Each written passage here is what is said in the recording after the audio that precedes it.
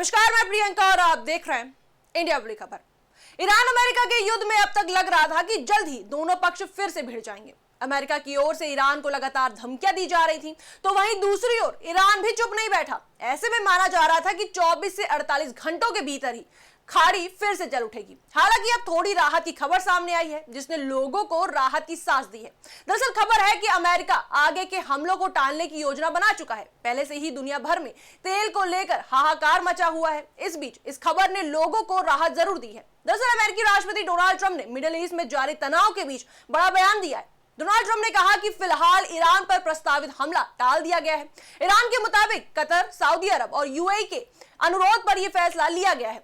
वहीं Donald Trump ने भी बात को आगे बढ़ाते हुए कहा कि ईरान के साथ गंभीर बातचीत भी चल रही है और हालात को युद्ध की जगह वार्ता से सुलझाने की कोशिश हो रही है। हालांकि दूसरी तरफ ईरान ने साफ कर दिया है कि बातचीत का मतलब झुकना नहीं है। दरअसल ईरान के राष्ट्रपति मसूद पेजेश्कियान ने कहा कि तेहरान सम्मान, ताकत और राष्ट्रीय अधिकारों की रक्षा करते हुए इस वार्ता में शामिल हुआ है। इसी बीच एक और बड़ी खबर सामने आई है। लगभग 80 दिनों तक बंद रहने के बाद ईरान ने अपना शेयर बाजार फिर से खोल दिया है। संघर्ष के दौरान सुरक्षा और आर्थिक कारणों से बाजार बंद कर दिया गया था। अब बाजार खुलने को इस बात का संकेत माना जा रहा है कि ईरान फिलहाल हालात को थोड़ा सामान्य दिखाना चाहता है। निवेशकों के बीच भी इस खबर से हल्की राहत देखने को मिली, लेकिन जमीन पर हालात अभी भी पूरी तरह शांत नहीं है। इजराइल और लेबनान के बीच संघर्ष लगातार जारी है।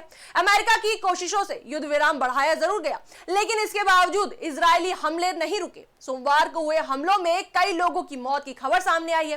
लेबनान के स्वास्थ्य मंत्रालय के आंकड़ों के मुताबिक मार्च से अब तक हजारों लोग मारे जा चुके हैं और हजारों घायल हुए हैं। इससे साफ है कि युद्ध विराम सिर्फ कागजों तक सीमित नजर आ रहा है। उधर गाजा को लेकर भी नया विवाद खड़ा हो गया है। रिपोर्ट के मुताबिक गाजा के लिए राहत सामग्री लेकर जा रहे कई जहाजों को इजरायली बलों ने रोक लिया।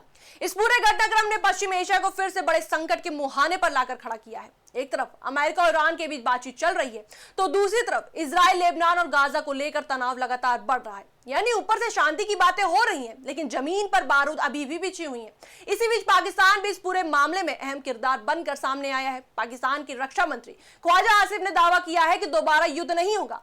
उन्होंने कहा कि अमेरिका की जनता नहीं चाहती कि उनका देश किसी और की लड़ाई में कूदे। आसिफ ने यह भी कहा कि इजराइल कुछ देशों पर हमला करने के लिए बेहद उतावला दिख रहा है, लेकिन हालात अब धीरे धीरे बातचीत की तरफ बढ़ रहे हैं। रिपोर्ट्स के मुताबिक पाकिस्तान ने ईरान की ओर से तैयार किया गया नया प्रस्ताव अमेरिका तक पहुंचाया है। कहा जा रहा है कि यह प्रस्ताव मध्य पूर्व में जारी संघर्ष खत्म करने की कोशिश का हिस्सा है। हालांकि एक पाकिस्तानी सूत्र ने यह भी माना कि दोनों देश लगातार अपनी शर्तें बदल रहे हैं, जिससे समझौता करना बेहद कठिन हो गया है।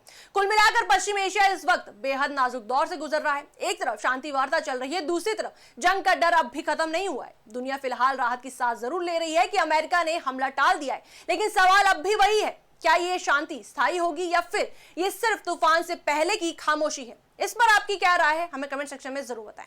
वीडियो को लाइक करें, शेयर करें, हमारे चैनल को सब्सक्राइब करें।